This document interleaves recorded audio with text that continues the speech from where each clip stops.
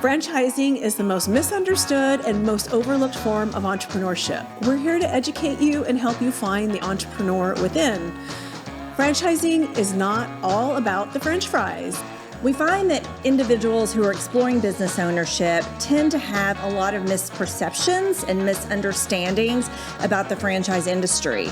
So what we want to do is help prospective business owners make confident and educated decisions before moving forward or not moving forward with a business. Welcome to Unpredicted Entrepreneur. Hi, welcome to episode 46 of Unpredicted Entrepreneur. I'm Roxanne Rapsky, and this is my colleague Sarah Wasco.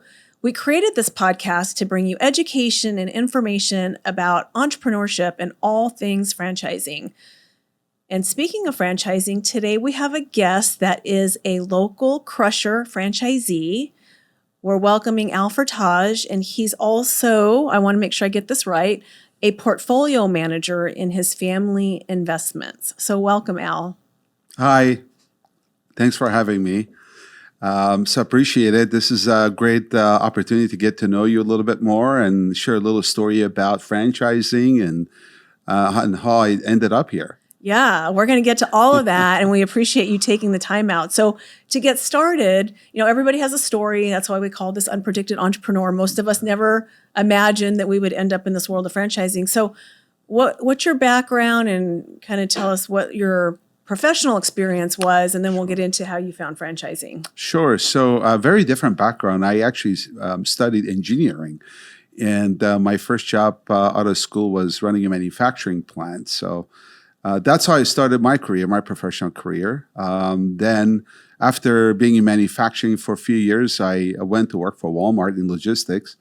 I was an industrial engineer and doing a lot of optimizations in distribution network, which is a lot of fun. Learned a lot, and great culture, and learned about execution and performance. Then with Walmart, I actually went to the operational side from project management and helped start up a new facility in Ottawa, Kansas.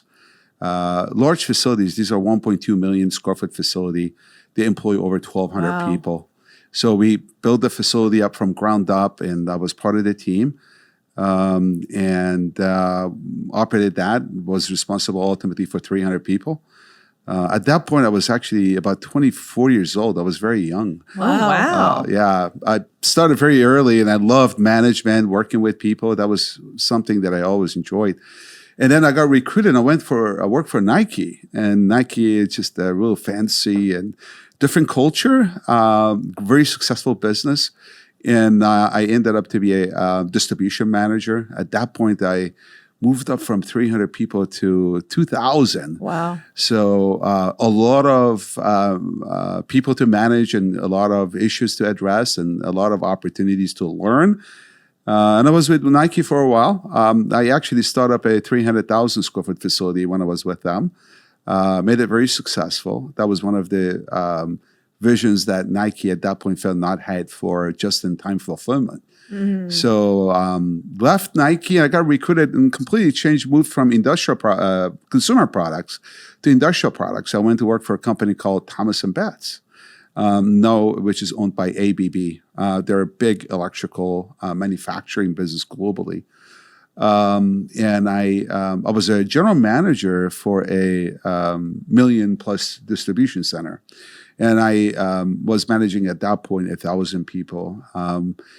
So from there, moved up to Thomas & Betts. Was a great career. I grew from a general manager to a director of distribution logistics.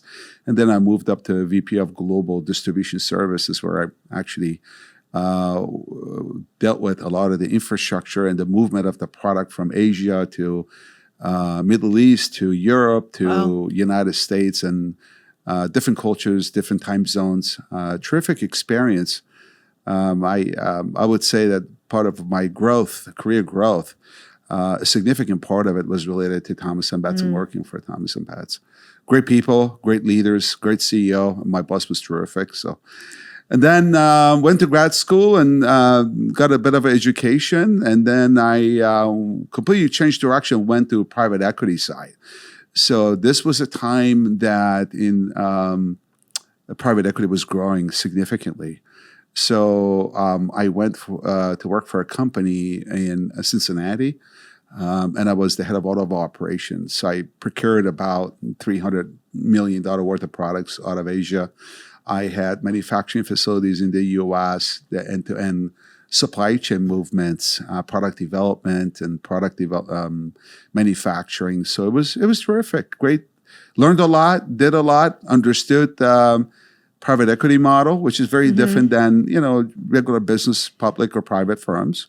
And then from there on, I moved into really doing quite a bit of consulting on the private equity side. So I really learned more of from the beginning of the investment cycle, how the private equity firms, they look at businesses, how do they review it, how do they evaluate whether it's a good investment or not, what are the things that they look for, all the way through when they go through the analysis of whether it's what can they do with the investment, can they grow it, can they do an add-on, is that more of a platform business or an add-on business, and all the way through getting involved with the portfolio company and actually operating them. So with that, I ended up became a CEO and run a regional electrical distribution business, industrial products. What I was looking for is opportunity to invest. So when I was very young, while I was working, I started getting involved with real estate. And I started buying properties and refurbish them, and I had to build a crew that will go in and rebuild or remodel, and some of them we put up for rent, and some of them we actually sold. So back then, I created more of a family business and we started making a lot of investments. And backing up a little bit, you said to me you were young and you really didn't know what you were doing, and you asked a lot of questions. So you had this kind of entrepreneurial spirit. Yeah. You wanted to invest. So you kind of taught yourself that business, right? That's right. Because that's scary for a lot of us. It's like, that sounds like a cool thing to do, to buy properties and fix them up and sell them or rent them out. But most of us don't invest the time to learn how to do that. And you did that. You taught yourself. Yep. Most of the things that I've been involved in businesses, even understanding in P&L, it's something that I've taught to myself. I felt that, hey, if I want to grow, if I want to learn, I want to really understand things better, then that's something that I have to put the effort and the time to do that. And that's what I did. So I talked to a lot of people. I gathered information. I put a lot of thought process into it, and did some research, and then it started. And I got we started the first property, got that, and then moved on to the second. Hey, this is a good idea. 3, 4, 5. At one point, we were managing 17 different properties. Wow. We built it up, and then we got into commercial side. So you were doing this alongside your employment and all of that. Okay, so you've always had a diversified income stream. Yes, I think that's really critical, because when you are an executive or you work for different organizations, there are pros and cons to it. There's always a risk, and there's always a benefit, right? The security of element is terrific, right? And when you're stepping out and you're trying to invest, there's a lot of risk that is involved to it. So a lot of people don't want to take that step because they are secure. They have a family to support, they have themselves to support, and it's really a scary thought that you don't know where your paycheck is going to come from. So a lot of people avoid that. For me, I love business. I mean, since I was a little kid, I love business. And it was really getting involved in learning things. And that's why real estate was always a interest for me. So that's why I got into real estate. Was your family involved in real estate? No, okay. Not at all. Not at all. It was me. I actually, a great story how I got into real estate. One of my old bosses when I was at Thomas & Batts told me to read this book called Rich Dad, Poor Dad. And I had a facility in Reno, Nevada. And I flew from Memphis. I got the book at the airport and I read it all the way through, half of it when I got there. And I read it when I flew back. And the following week, I started making phone calls, getting a hold of a broker. Wow. And then I started calling the financial institutions, the banks and all that, figuring out how to get loans. And Okay, let's do it. So I went and, invested in the first one. Wow. And that's how I grew. I really liked it. And I wasn't really interested to, put sheetrocks on. That's not what I really do. But it's more of, what value do I see in this? Is it a good thing? Is there value to it? And how can you really make a business out of it? So you have to try and test things out and do it cautiously and wisely, and run some numbers and understand what impact is going to be. And you take a look at, okay, if this doesn't work, what do I do? What is the damage? Yeah. There you go. So, What's the worst thing that can happen? That's right. So that's how I got involved with it. I was young and I was brave too, and didn't have a lot of responsibilities. Okay, so did you have a family at that time? No. I was single, and I was working, and I was spending most of my time on the planes, going from facility to facility, sleeping in the hotels, and at the same time, when I came back on, on Fridays or on the weekends, I was trying to figure out what to do with all these properties. Wow. Then I realized I can't do it. I got to get people to do this kind of stuff. So, it's just like any other business. It's not, people think about, I don't want to own a rental business because I got to worry about my tenant call me and tell me to replace the light. Well, that's not what you do. You don't worry about that. You get people who know how to do things. And that's the part I like about that in management, is hiring the people to do the things that, that you don't need to do. Yep. And that's how you create a good business. So that's what, I got involved. I did that, and just keep adding on one by one.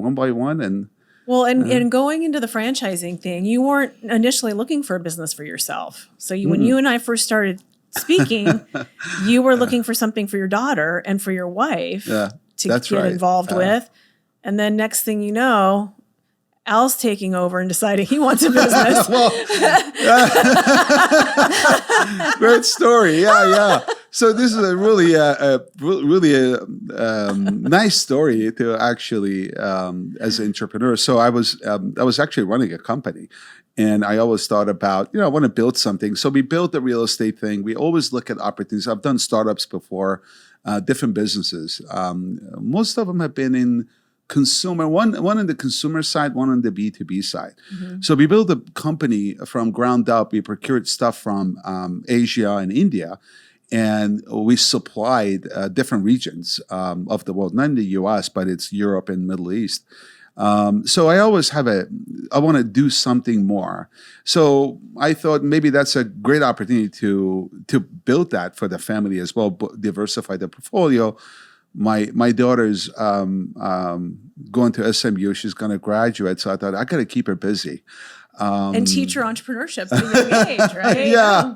So we start looking, me and Holly, we start looking for different businesses, things that, interest, what interests her is very different than what interests me or Holly. So I look at things more on the industrial and perspective. They're really focused on retail perspective. They're really like retail a lot. So and fashionistas and fashion. That's exactly what she's studying. So is that what you guys started looking at? Was retail businesses? Yes. Okay. Yeah. So we had more of the consumer products. When I reached out to Roxanne and others, frankly, I wasn't sure how the franchise system worked. One of my friends from California, who actually works for AMD, and he's a super engineer, right? Very technical. He was thinking about, hey, I want to diversify my future, and I want to add in. He was looking at the McDonald's and different things like that. So, and we that was like a conversation from 3-4 years ago, 5 years ago, actually. So it was always in my mind. So I want to build something for the family, and we keep a portfolio of investments. So whether a little bit of real estate, a little bit of consumer stuff, a little bit of other investments that we have, stocks and things like that, it's always good to diversify it. Mm-hmm. So wanted to add something for her, something that she can enjoy and really, put her effort and time in developing it. So we looked at, so when I reached out, I wasn't sure about franchising, but I knew that there were a lot of businesses out there that are very consumer driven, fashion driven. So we were doing research. So we looked at multiple different businesses, and Roxanne was local, so we connected. And she gave us a questionnaire. And you answer the questionnaires, and she'll help you find out what's really you like and what you want. And she developed a portfolio of different companies that might be an interest. So we look at things, and we found one that she liked, and we started digging into it. So we did a lot of research. And Crusher was one of the items. I really didn't pay attention to it. And then I don't know what triggered, but we had more conversations. And actually, it was Roxanne. She said, "Hey, I think you really need to look at this thing. It doesn't hurt, you investing your time just to look into it." So I started digging into it and really understanding what it really meant. And it made sense to me. And the reason is when I was running P&Ls for manufacturing my businesses, there's always that P&L line that it was all that you have to deal with your packages. It's your pallets and your plastics and cardboards, and you might have plastics and whatever it is that you produce. It's your manufacturing residue after you process. And they have to go somewhere, and that technology has never changed. And it costs money to put it, so it's a lot of money. A lot of money. I mean, you will be amazed. It was a big number on a P&L, and I had to deal with it constantly. So it made sense to me that, well, that if you provide a solution, and it hurts a lot of productivity. So what happens, a lot of these businesses, they produce stuff, move stuff. There's constant moving of the products. And you got all this packaging material that it's residue from movement of the products and material handling. So you got to push it somewhere. And what happens, your dock gets backed up, and your manufacturing space now, valuable, expensive manufacturing space, is filled with stored stuff that you can't do anything with. So that's why we used this concept. Made sense to me. It's like, hey, you push it out, you compact it. It's really more of a compaction process, and it's a mobile compaction. So you throw this stuff in a storage bin. Theoretically, it's a big storage bin. And then you compact it, and then you can add more to it. One unit costs so much, and in replacement of that unit versus you, in a very efficient, methodical way, you compact it, it's a huge savings for the businesses. Most of our clients save about 40 to 50% on an annual basis. We have had customers that save over $50,000 a year, wow. Right? This is not nickel and dimes. This is serious money. And then it actually helps the environment because you eliminate CO2 that you're releasing into the air. Plus, all this stuff gets compacted. It really helps the effective of storage and environment. So it made sense to me. It was a good thing. Did more research, and it felt it was a good investment. So met a couple of people that I really liked, that I've worked with before, and we felt that it was a good thing to get into it. And so we did the investment, we got into it, and we're growing it. So I don't drive the truck, and you don't want me to drive a truck. Good point. I'm glad you pointed that out. Yeah. So, but we have great people that help us on a day-to-day. And that was one thing that I've learned through my life and my career. It's like, you got to surround yourself with best people, very smart people who are really good at what they do. And we share information. We talk about stuff. And it's proven to be a very good thing so far. I really like what you said. That's really one of my key thought processes, and what I do is surround yourself with people that are smarter than you. That's right. Yeah. And focus on what you're good at, and let them focus on what they're good at. And as you said, you share ideas and work together, and that's how you grow a business. That's right. I think we focus on three things. Everything I've done, the three things are always really important. Number one is really safety. We drive trucks, we go to different locations, there's movement. So there's absolutely no reason to take a chance of hurting yourself or anybody else. We just don't take that chance. It's not, it just doesn't even go with what we think or how we do things. So we talk about safety on a very, very occasional basis, daily basis, I would say. And then second thing, in any businesses that have been the same thing, whether you're manufacturing products, your hands are in the machine, or you're moving products, you're lifting, twisting, bending, or driving a forklift, in movement and logistics. I mean, any businesses that you do, safety is always number one. And that sets a culture. Your people that you work with, they feel that they're valued and they're important, and that you're very careful about their safety and health. Number two is you can't go anywhere without customers. And in this day and age, in the current economy, service is number one. And lack thereof, there's no business for you. So we really try to build relationship with our customers, no matter who they are. And we provide the best service we can. So that they get that best class service that they get. And number three is ultimately productivity and understanding. Our folks, they know their numbers. So that's how we do things. And whether I work for a $3 billion company, had a P&L of $1 billion, or a small investment with maybe 5, 10, 15, 20 people, the concept, it's always the same. It doesn't really change. Right. It's just tailored for what your business model is, what you want to offer, and you tailor yourself to follow the same guidelines. Well, we hear a lot about employee labor issues. Mm-hmm. So what has your experience been? You talk about surrounding yourself mm-hmm. with good people. Mm-hmm. Have you had any issues, or does it take longer to find those good people? What's your experience been with labor? So we, knock on wood, I think we've been very fortunate with that. We do follow a very a detailed process.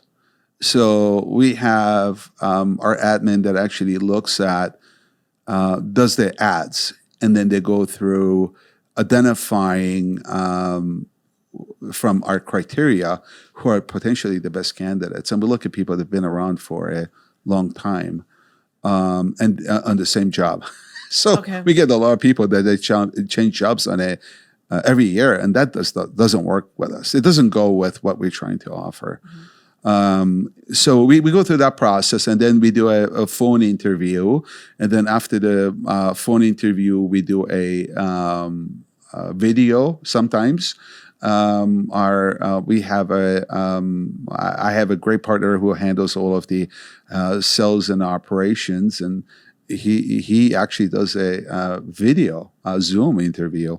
And then the last step is we actually take our trainer with us, and the trainer interviews the candidates, and that's how we do the selection. So it's a very detailed process. It's because we want to make sure whoever comes into the organization, it's going to stay within the organization for a long time.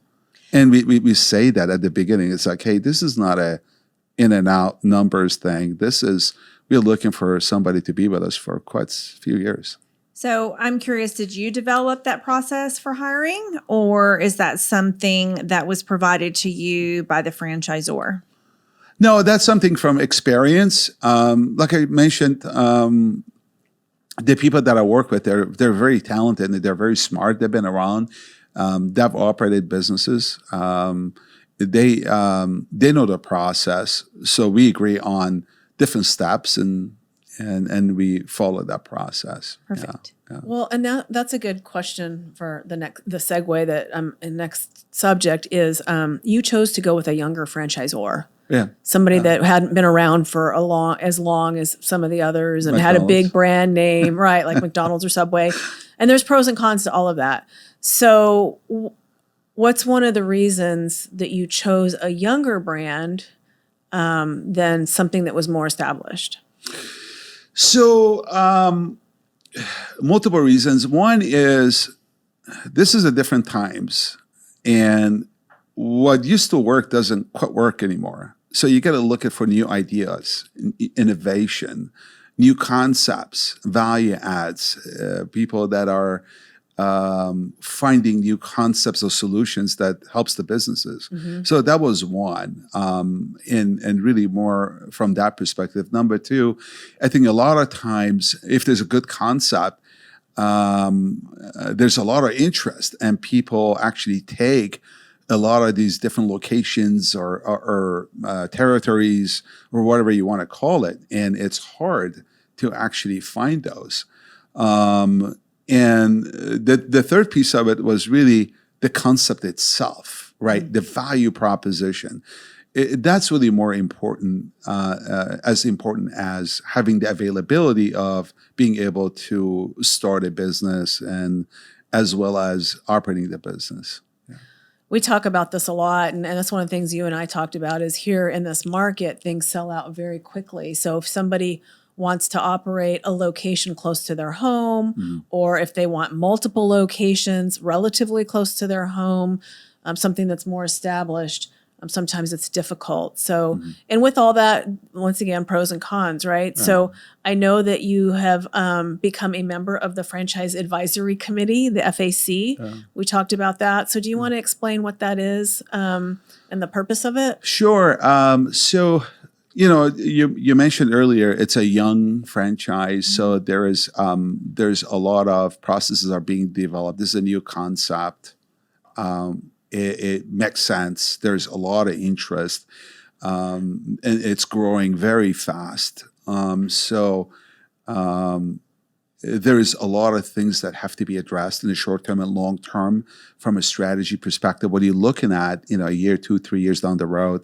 What are the challenges today? What kind of solutions can you provide? If you plan something today, then a year, 2, 3 years from now, things can be a lot smoother. And you build a model that scales, and it scales quite nicely. And I think that's really the purpose of it, is to identify the challenges of the businesses the owners face, and how do you support them, help them to become more successful, short term and long term. And that's what really it's designed to do. And really be the voice for the franchisees. Right. With the franchisor and the other way around, right? That's right. That's where somebody that is a little bit more entrepreneurial or wants to have an impact on a system, somebody can take all of that experience that you have and bring it into a franchise and not feel like they're in a straitjacket and they have no wiggle room, right? Because you do have ability, as you asked, you created your systems for hiring your employees. So you do have some creativity and some abilities to. Absolutely. And that could be influential in the long term with the franchisor, to your point, as they're trying to build those systems and improve for their franchisees as they grow. So we have thoroughly enjoyed having you, Al. Thank you so much for spending time with us. If we have listeners that want to learn more about your services and might need your help, how would they get a hold of you? Well, there's a corporate number that it's that they can call. We have a business phone number that is directly tied up to our folks, and they answer phones. So they can reach that. It's 469-215-1539, or they can call Crusher or website. There are many different ways they can get a hold of us. Perfect. Yeah. Well, thank you so much for sharing that with us. And again, thank you for joining us. My name again is Sarah Waskow, SARAWASKOW. My colleague Roxanne Rapske, RAPSKE. We are spelling that so you can look us up on LinkedIn. We're very active on LinkedIn, so please connect with us there. You can find us on our YouTube channel, FranNet of Dallas, Fort Worth, and Oklahoma. And you can also download this episode and all of our others anywhere on any of your podcast platforms, wherever you like to get your podcast. Thanks again for joining us, and I hope you all have a great day. Bye. Bye.